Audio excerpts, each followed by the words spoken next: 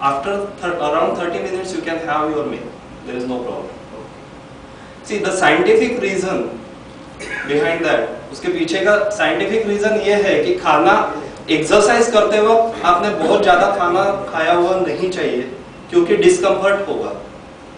दूसरी चीज, खाने के बाद इमीडिएटली एक्सरसाइज इसलिए नहीं की जाती है क्योंकि जब आप खाना खाते हो तो उस वक्त बॉडी का ब्लड सर्कुलेशन आपके डाइजेस्टिव सिस्टम के तरफ डाइवर्ट किया रहता है, और जब आप एक्सरसाइज करते हो या कोई भी रिगरस एक्टिविटी करते हो तो आपका ब्लड सर्कुलेशन मसल्स की तरफ डाइवर्ट किया जाएगा।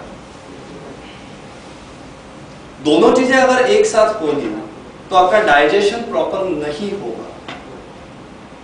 इसीलिए नॉर्मली एक पुराने इसमें जो बोला जाता था कि दोपहर के खाने के बाद एक 15 मिनट की आराम से बैठना चाहिए, उसके पीछे रीजन वो ही है। ये नहीं है कि 2 घंटा सोना चाहिए, ऐसा नहीं बोला गया। 10 से 15 मिनट आपने आराम से बैठना है, क्योंकि जो ब्लड सर्कुलेशन आपके डाइजेस्टिव सिस्टम के तरफ डाइवर्ट हुआ है उसको मदद मिलेगी। So around 30 minutes is more than sufficient. Time एकच ठेवायचा का व सकाळी सेट संध्याकाळी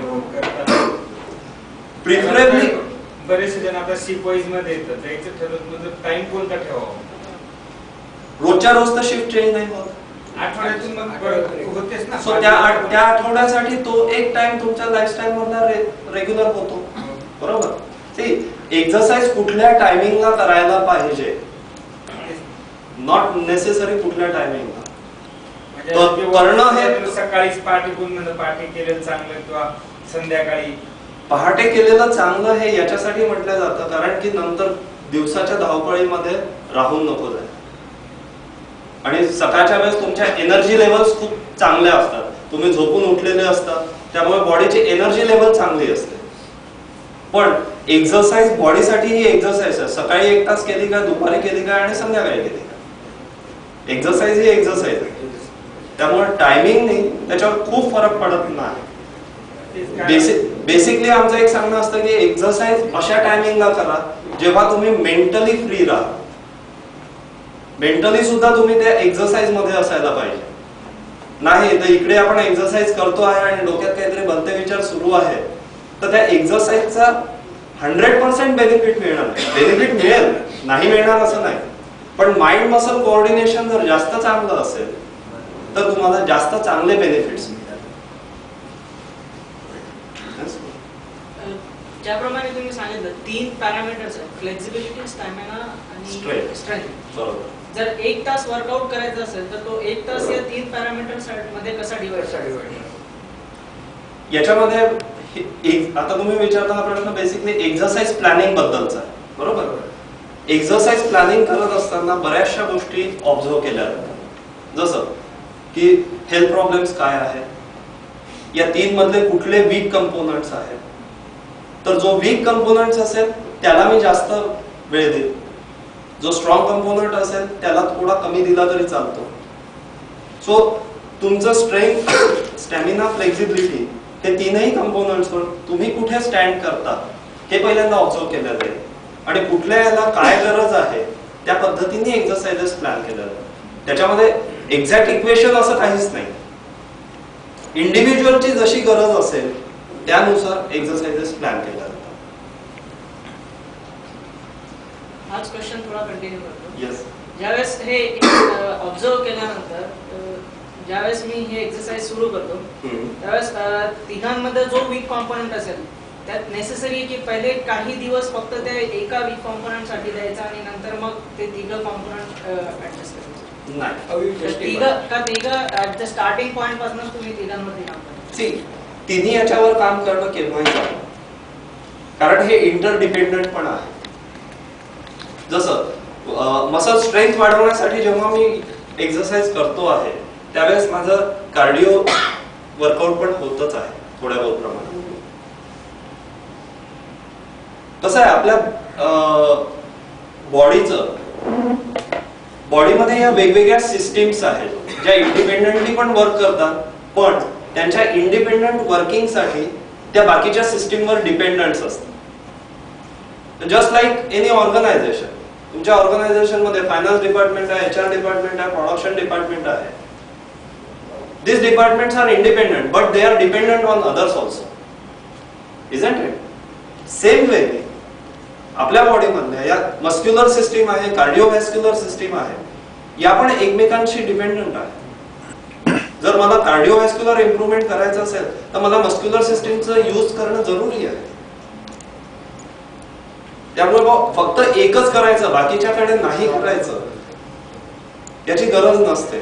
सायमल्टेनियसली तीनही. ओके, एखादा वीकर असेल त्याच्यावर आपण थोडं जास्त कॉन्सन्ट्रेट करतो. आणि हे इंडिव्हिज्युअलची कॅपॅसिटी काय आहे, सी प्रत्येक व्यक्तीमध्ये काही ना काही स्ट्रेंथ आहे, काही ना काही स्टॅमिना आहे, काही ना काही फ्लेक्झिबिलिटी आहे, बरोबर. कोणाला एखाद्या याच्यामध्ये झिरो नाहीये. सो ज्या लेवलला तुम्ही आहात तिथून प्रत्येक कंपोनेंट इम्प्रूव्हमेंट आपल्याला करायची.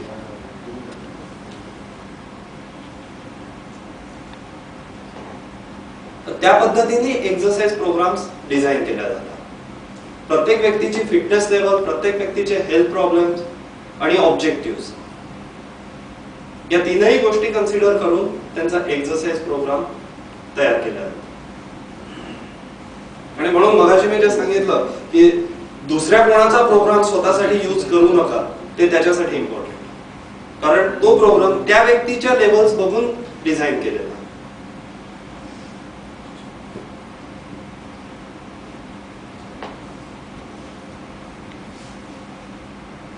सर आपका प्रोग्राम अटेंड करने के 1 साल 2 साल अपन अटेंड किया, यस, अपना बाकी स्ट्रिक्ट हो गए, फिर छूट जाता है कुछ कारण की वजह से, फिर वो पढ़ना क्यों शुरू हो जाता है? क्योंकि आपने लाइफस्टाइल में चेंज लाया, इसलिए आपने लाइफस्टाइल में चेंज लाया, इसलिए बॉडी इंप्रूव हुआ. आपने लाइफस्टाइल में फिर से चेंज लाया तो अकॉर्डिंगली बॉडी चेंज होगा. जी, ये जरूरी नहीं है, मैं फिर से एक बार स्ट्रेस करूंगा, ये जरूरी नहीं है कि आपने जिम में ही एक्सरसाइज करना चाहिए. जिम में एक्सरसाइज करने के बेनिफिट्स बहुत सारे हैं. एक यानी लाइक माइंडेड लोग आपके साथ में रहते हैं. कैसा है, एक्सरसाइज ये ग्रुप एक्टिविटी है. आपके साथ में जब लोग आपको दिखेंगे करते हुए तो आपको भी करने का उत्साह आएगा. लेकिन घर पे भी आप कर सकते हो, जैसे पुशअप्स है, पुलअप्स है, स्ट्रेचिंग एक्सरसाइजेस है, क्योंकि लिमिटेशन है वहां पर, इक्विपमेंट्स नहीं है. इसलिए जिम में आपके पास इक्विपमेंट्स हैं, आपके पास ट्रेनर्स हैं जो आपको प्रॉपर गाइड कर सकते हैं, डाइटिशियंस हैं जो आपको गाइड कर सकते हैं, तो उनका बेनिफिट आपको जिम में मिलता है. फिटनेस मेंटेन करना बहुत आसान है. आप थोड़ा भी ध्यान दो आपकी बॉडी के तरफ, आपकी बॉडी जो सिग्नल दे रही है उसके तरफ ध्यान दो और थोड़ी एक्शन लो तो मेंटेन करना बहुत आसान है. Yes? One question about your charges. Is it a one-time payment or we can pay it in monthly or quarterly basis? This is one-time payment. This is a very specially designed package for ABB employees. No bill discount. Per year. Per year. And we are extending this facility for the family members of the ABB employees also. But you have only two setups in Nashik. Yes. One at Nasik Road and one at Gangapur Road. And for if you are going as a couple from the family, 2 persons from the same family, in that case it is going to be 12,000. Round figure करायचे. It is fine. Down 50 करतात मग. हे 999 मागतो. No negotiation. Okay. That part has been already played by your respective departments. Paid. Played.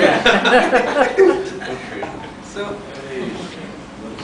okay, साथियों, जैसे कि हम जानते हैं कि स्वस्थ शरीर में ही स्वस्थ मस्तिष्क विश्राम करता है.